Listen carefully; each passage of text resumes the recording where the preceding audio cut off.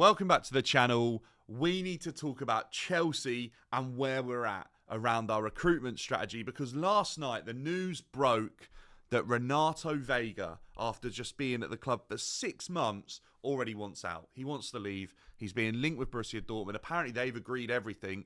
It's now just between the clubs. So for me, that says Veiga's not happy. Veiga's not happy with something. We found out a little bit more today that he wants to play in a different position to where he's currently being allowed to play for Chelsea. Now, this isn't an issue for me with Veiga leaving in terms of the player. I think he's been here 5 minutes. We don't know too much about him. He's been okay. I don't think he's been anything more than that. And if he wants to go and play somewhere else, fine. But where it does, and I think this is where the issue is for a number of Chelsea fans, it does highlight an issue of concern, an area of concern, is Chelsea's recruitment strategy. And I think right now, a lot of fans are very, very confused. So we're going to get into it. I'm going to bring up the news, obviously, where this deal was broken. Last night, obviously, Fabrizio Romano and I think Florian Plettenberg broke the news that Renato Veiga is expected to leave Chelsea as the club have opened the doors to a permanent exit, not loan. Chelsea want around 30 million euros for Veiga to leave, accommodating his request to go and play centre-back, not as a left-back. Full agreement between Borussia Dortmund and Veiga on contract project in place. Now, where this is concerning is I don't think conversations happen before players sign for a club. And I know loads of people say, oh, no, it does. Maybe with the marquee signings to say, I want to be playing in these games, I want to be doing this. And players have the weight behind them to put down all these requirements coming into a new team. Someone like Veiga, who very much would have been lucky almost to be signing for a team like Chelsea, because he was only playing at Basel and was a relative unknown, and it was a pretty big jump to go and play for Chelsea off the back of not a lot of evidence, or at least a club the size of Chelsea. It's actually pretty common for Chelsea to go and sign a player similar to Veiga in stature right now under the current ownership model and recruitment strategy. But I don't think a conversation happened, because if you'd have asked Chelsea and Veiga right after the deal was done, where are you going to play? I almost feel like Chelsea would have said we view him as a versatile player that could play left back, centre mid, centre back if necessary. Veiga would go, I want to play centre back. So both parties straight away were on a different page. And I think that is where the area of concern is, because Chelsea are just recruiting players for fun at the moment of this similar sort of young potential growth aspect, potential opportunity to sell on in a few months' time or a year's time. And it's all just a bit of a mixed match, and it's all just a bit of a mess, right? If I can get my words out. I just genuinely think this doesn't help the fan base. I don't think it helps the manager. I don't think it helps the sporting directors, because I just think it's a little bit all over the place. The sporting directors probably are going into January not thinking about having to recruit a left back. Then I think Veiga is obviously unhappy with his playing time, which I think will be the first of many under the current strategy of recruitment. I think that will be something Chelsea come across an awful lot over the next season or two, or even further away than that, if we keep recruiting in the same way that we've currently been doing. But I think Veiga was unclear of where he was going to be playing in this team. And I think the board obviously don't want to turn around to Maresca and say, he's a centre-back, play him at centre-back only. Because Maresca will say, no, you've bought me in, trust me as a manager, I'll play him where I see fit. And he's given him opportunities. And I actually think you have to say fair play to Maresca, because for Veiga's career, I'm not sure without Maresca, he would, and being rotated in and out of this team, he'd be getting his call up to the Portuguese national team just yet. Would be considering even going to a World Cup. He's played left back. He's played holding midfield. He's done okay. I'm not sure he's played at centre back. He may have had a few minutes there. But for me, I think he just needs to sort of bide his time a little bit and just develop a little bit more and see if an opportunity arises. But obviously Chelsea just do not view him as a centre back. So it just gets very confusing. And I think now Chelsea are in a position where before January, we were okay for a left back cover. But now we've got to probably go and get one. On top of all the other issues that we might have in this squad, probably means somewhere we're going to leave ourselves short again. And that's the issue, isn't it? That if you'd never got Veiga in the first place, both being on different pages, and the recruitment strategy was clear and obvious of what that player might actually mean to Chelsea, you might not get these issues. Now, don't forget, a few weeks ago, Maresca even said there was an issue with Veiga similar to Madueke in training. So we don't know what's happened there. We don't know if there's just been a complete breakdown in relationship. But obviously, the two parties are now no longer happy with each other, and he's going to move on. And it's another 15 million, not down the drain, because ultimately, if Chelsea are able to sell him potentially for what they're looking for, we actually might double our money. And this is where we need to actually look at it, that the majority of players coming into Chelsea right now, and I think the real high volume of signings will eventually show us that the majority of these players aren't being bought for success on the pitch. They might be temporary stopgaps or temporary windows of opportunity, and then they'll be sold for a profit, and it will just ultimately become part of the Chelsea business model. I'm not sure I feel like that's a great thing. And I know Chelsea have done that before, and I actually think we're probably doing it better now than we ever did. We used to buy a number of players, hope that one or two would be good enough for the first team, and the majority of them get loaned out season after season for loan fees or eventually get moved on.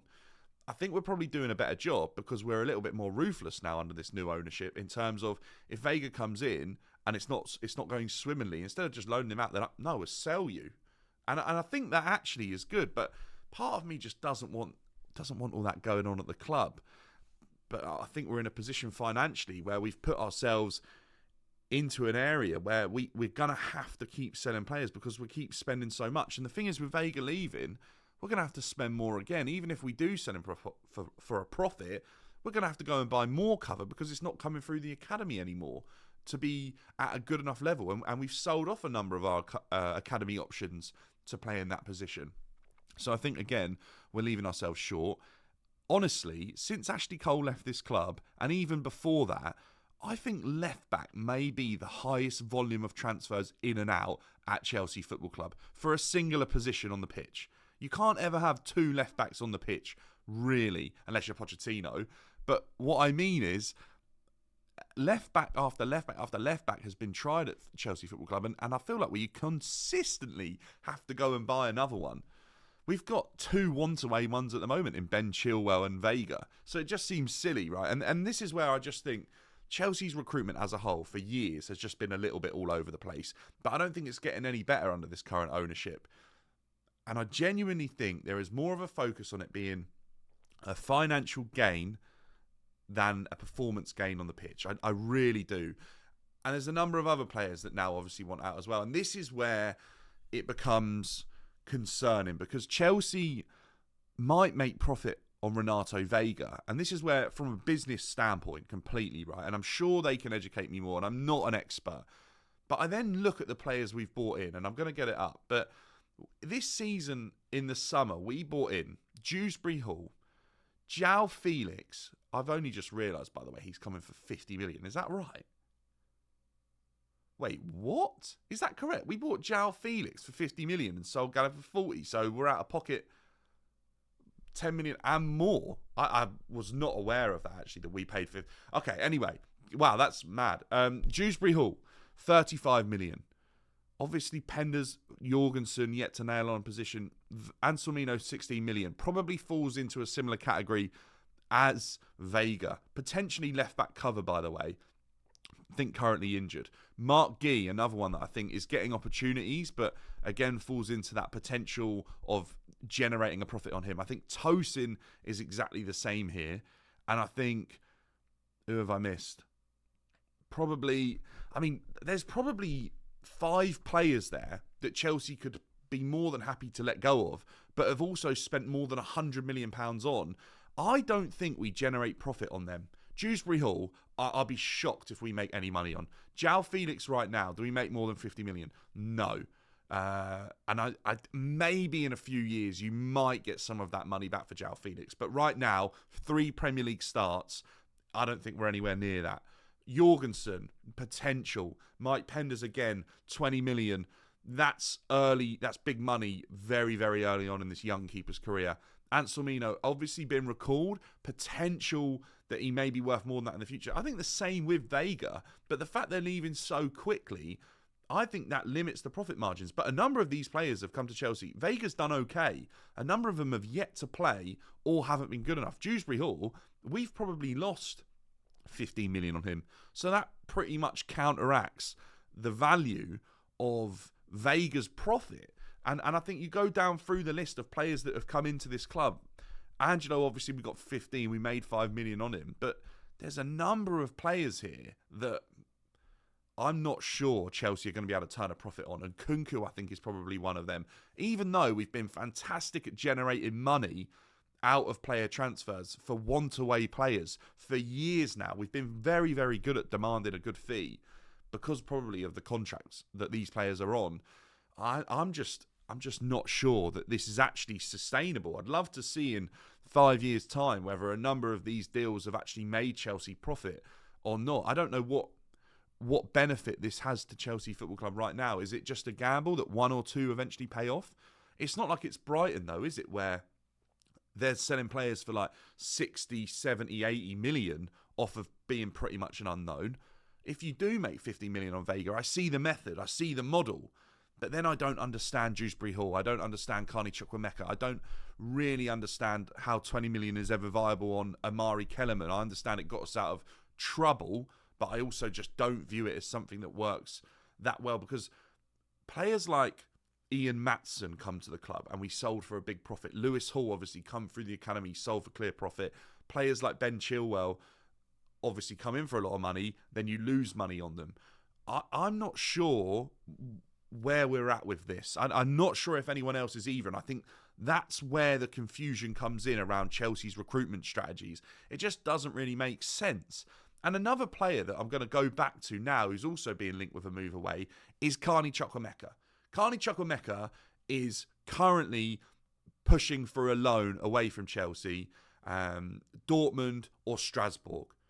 This is a player that came in for pretty big money and is also on very good wages for his age and how much he's been available for the club. Now, injuries have been a concern for Carney Chukwuemeka, and I think that's why his time's been limited. But under Maresca, this guy is just not viewed as a viable option. He isn't.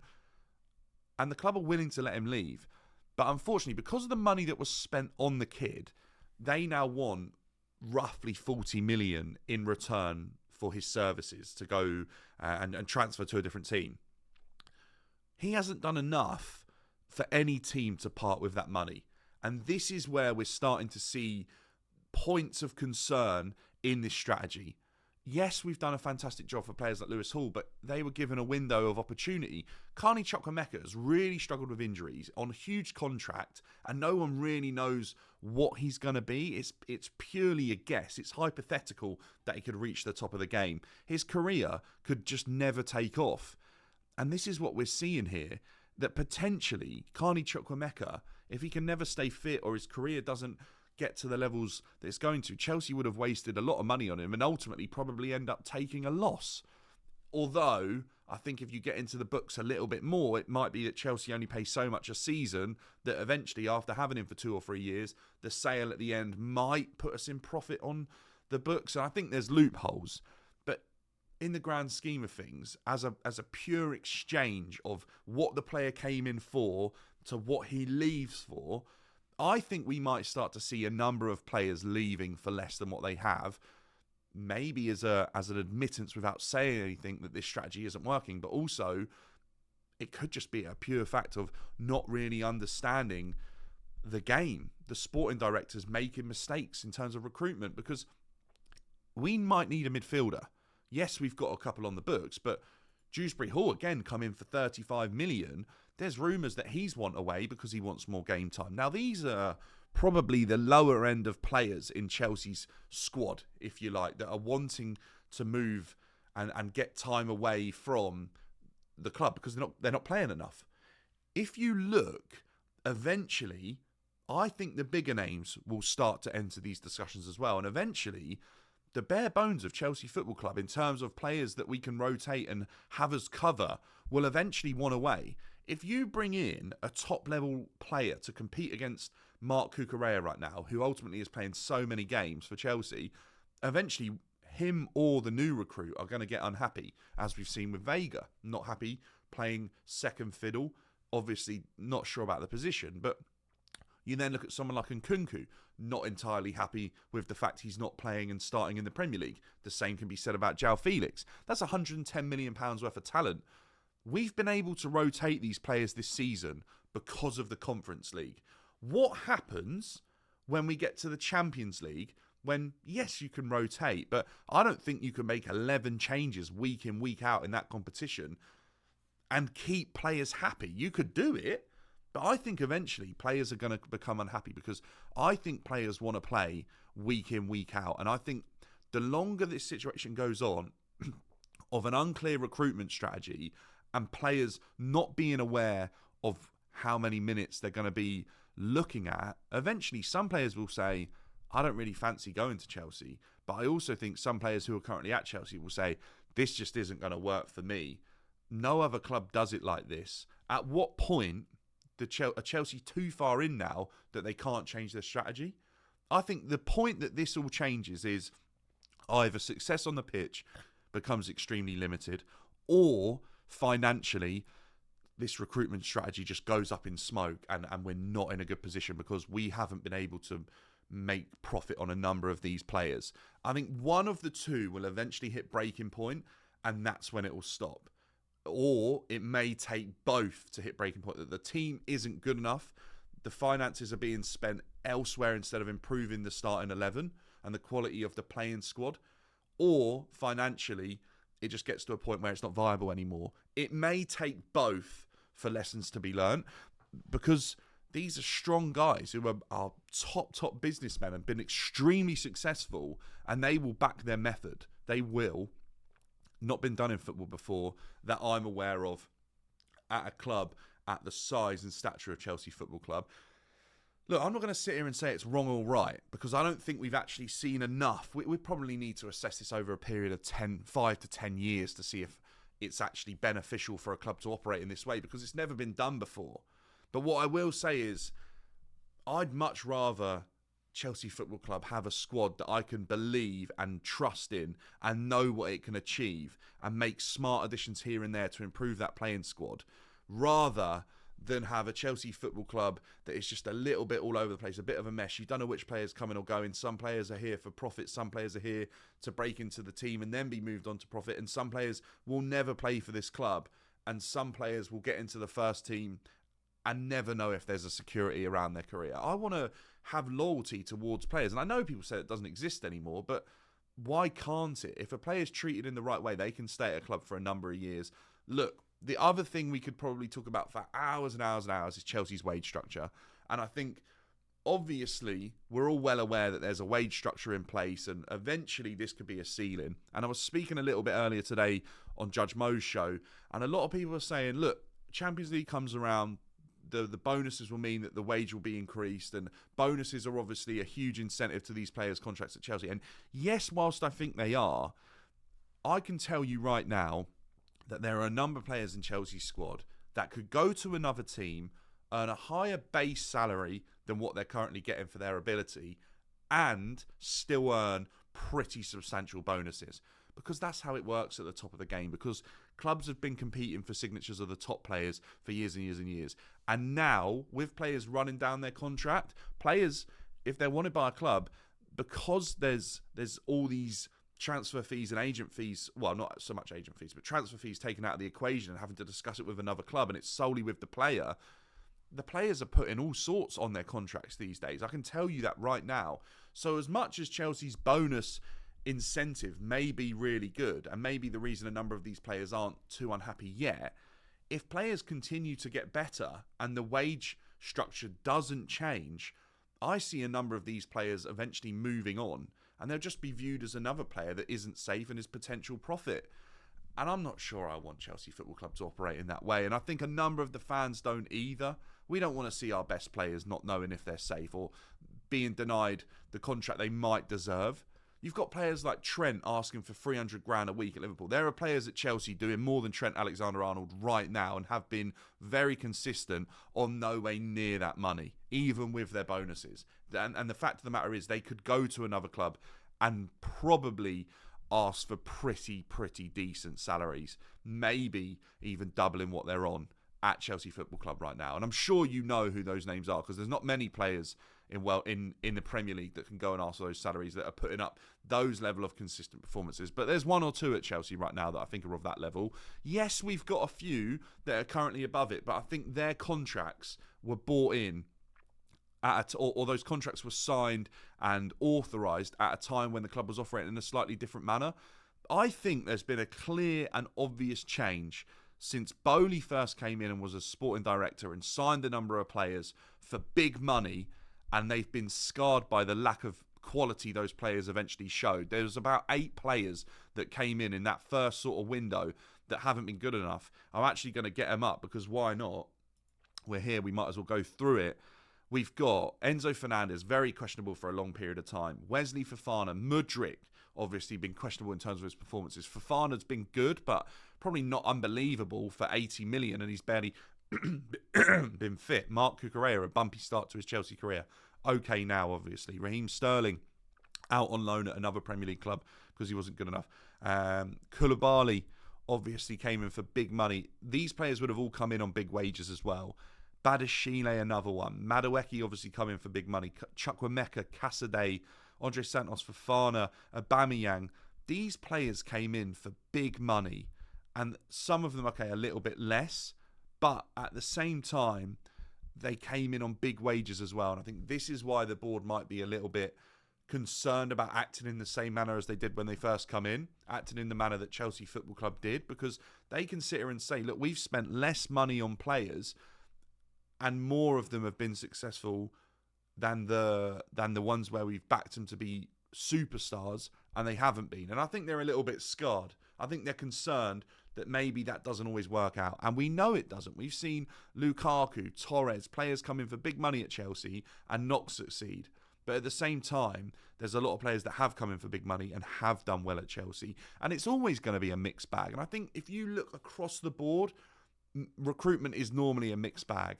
I just think to be so strict one way or the other, I just think that's what creates a little bit of mess. I just do. I think you need a blend. I think that's how you get a team full of inexperience without experienced profiles, because experienced profiles know they can go and get the wages elsewhere. And I think you'll be able to see that throughout the course of this, look at the sheer number of arrivals and departures. This is honestly, for a Premier League team, almost crazy. You can go and look at non-league football, and this is pretty much the level that it is. It's kind of crazy. And don't get me wrong, some of the fees that we've got back are really, really good. Really good. But some of the fees we've spent are quite concerning considering what we've got to show for them. I mean, Ugachukwu cost 27 million euros. For what? To be loaned to Southampton and not be worth that currently. Obviously, players like Casado cost a huge amount of money, but at the same time is proven to be very good, and obviously was signed as a younger player who would be considered hungry enough to want to grow. Look, we could go on about this forever, and I don't think we're really going to know until we can measure it with success on the pitch or success financially, and I think that takes time. But right now, it is an area of concern. And I'm not sure that anyone at Chelsea feels comfortable that we have to keep dipping back in to the transfer market to fix holes that are still here. We're going to have spent potentially over 1.5 billion, maybe more than that, by the time this January window closes, if we are to bring in recruitments. And if not, we'll have to in the summer. And I just think for all that money, you can't tell me that 99% of teams might have spent that in a different way that would have worked out a lot better. And I think 99% of people don't spend it in the same way as Chelsea. And like I said, we won't know whether this is right or wrong. But right now, it does feel a bit strange. Hopefully, fingers crossed, it'll all pan out that this was all right and we benefit in both areas. And it was all a genius ploy from Eghbali and Bluco and Todd Bowley, as much as I think them two might be in disagreement with each other over some things in the way the club's being run. Right now, I don't know how comfortable I am with it, because ultimately I want to enjoy supporting my football club and I want to see Chelsea Football Club delivering on the pitch. And we're in a bad spell at the moment, And the last thing we need is drama with players wanting to leave and issues with the squad not being built properly. We just don't need that. We've seen a number of Premier League teams fail to build their squads out properly, and it be real issues for them. Manchester City have been absolutely devoured by an injury crisis this season and ageing players, and they already have a very small squad. Arsenal the same. Chelsea have a very big squad, but there's an obvious lack of quality when it comes to some of the players being good enough to deliver in the Premier League. I think there are teams in the Premier League now, such as Newcastle, Nottingham Forest, that are building out their squads in a way better fashion than Chelsea have been doing, way better than Manchester City, Arsenal. And I think maybe there's lessons to be learnt there, because I want a squad that's capable of being versatile and capable of playing in a number of different ways to make sure that you get the results on the pitch. And right now, I don't know if we're at that level. And I think for the amount of money that's been spent, it's concerning. I think better, maybe bigger profile of player could have come in and led Chelsea to success and answered more questions if the players were recruited in the correct way. I think that's the biggest thing I'll say is, look, a number of those players come into Chelsea, like Koulibaly, Lukaku, you name it, for huge, huge fees. But the evidence around every single one of them was that there was no clear structure of how that squad was being built or what that player was being brought in to do. And a lot of misprofiling has happened at Chelsea. So let's hope we learn our lessons. Let's hope we go away from that. Let's hope that for anyone concerned, we get sort of proven wrong, because all we want is success and all we want is players returning to Chelsea or in coming to Chelsea if we need them, and being happy to be here and wanting to build something as well. Let me know your thoughts in the comments down below. And that's a bit of a long one, but it is a confusing situation. Drop a like if you've enjoyed the video. Subscribe if you want to see more of this type of content. And I will see you in the next one. We've obviously got Bournemouth coming up. Maybe we'll do a preview for that as well. We'll drop a live stream and run through everything coming up in this Bournemouth game, which is an incredibly difficult fixture again, considering our form in the Prem right now and just how good Bournemouth have been. I'll see you in a bit.